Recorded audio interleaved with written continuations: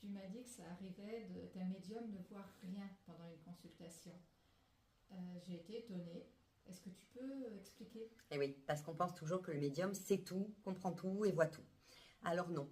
Encore une fois, il arrive, pour X raisons, on est fatigué, juste avant la consulte, on a une mauvaise nouvelle, l'énergie avec la cliente d'en face est bloquée parce qu'elle a peur ou pour X raisons, ce qu'elle va nous envoyer ne nous permet pas de rentrer chercher les informations.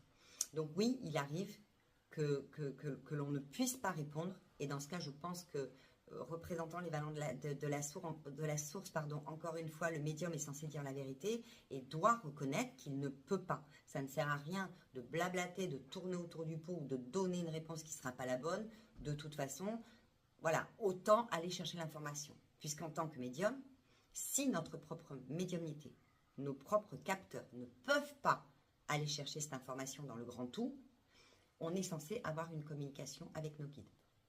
Si on travaille avec cette communication, dans tous les cas, on peut aller chercher une réponse.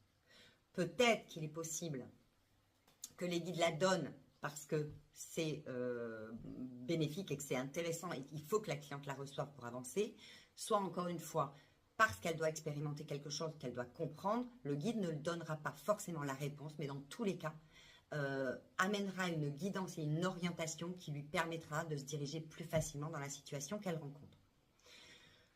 On peut dire au client qu'on ne sait pas. On peut dire au client qu'il y a des possibilités que ça se passe comme ça ou comme ça. Mentir, c'est pas possible. Oui, il arrive que l'on ne puisse pas avoir une information en direct, mais en général, il nous est possible d'aller la chercher dans la communication avec les guides et les hiérarchies supérieures. D'accord, merci Jade.